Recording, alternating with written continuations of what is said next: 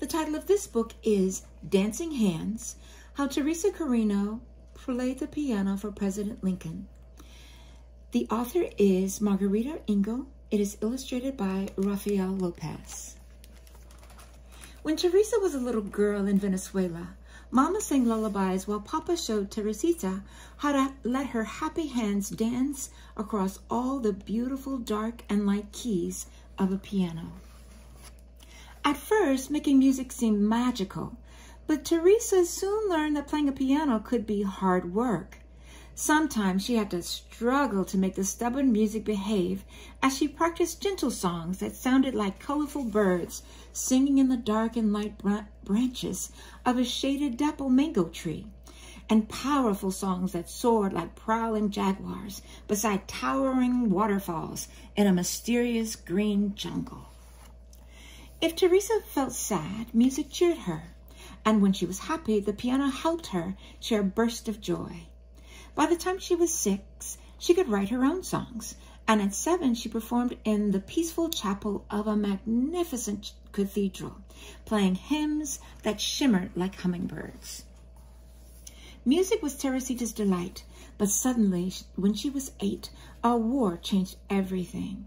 Guns blazed, swords flashed, and poor Papa had to rush the whole family down to the seashore and onto a ship, into a storm where the wind howled, waves rolled, barrels tumbled, ropes snapped, and clouds bucked and kicked across the wild sky like angry mules.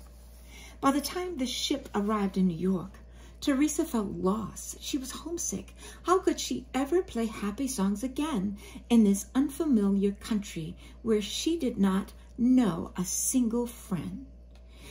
Few people spoke Spanish, and all around her, curious strangers stared and whispered, as if her whole family belonged in a museum of oddities. Worst of all, there was fighting here too. The horrible Civil War, North battling South as soldiers marched and newspaper boys hollered about victories, defeats, funerals, and fears. Without a new piano, Teresa would have felt even more lonely. But soon she discovered that wherever one is, some people are friendly, drawn together by songs. Musicians came to her home, playing along while they listened to the dazzling notes of her dancing hands. Determined to improve, Teresa practiced graceful waltzes and sonatas, booming symphonies, and lively folk songs, her strong hands accepting the challenge of life's many dark and light moods. People began to call her the Piano Girl. Her picture was in newspapers and on posters advertising concerts where she performed with great orchestras that invited her to play solos. Teresa triumphed in enormous theaters where children clapped and cheered while their parents stood up and tossed roses. With Papa at her side, she traveled to elegant cities, and by the time she was 10, the Piano Girl grew so famous that she received amazing invitations, including one so special that she could hardly believe her eyes. President Abraham Lincoln wanted her to play for his whole family at the White House. But the country was still at war, so Teresa arrived in Washington, D.C. at a time when freed slaves were signing up to be soldiers. The injured moaned and nurses groaned from the sheer weariness of caring for so many fevers and wounds. Not long ago, the president's young son had fallen sick and had died. Men argued about battles lost, battles won, speeches made, victory delayed. Teresa began to worry, how could music soothe so much trouble? Poor Abraham Lincoln. Teresa hoped she could entertain the president, his grieving wife, and their 2 surviving sons. Her fingers might tumble, the rhythms emerging too slow or too fast.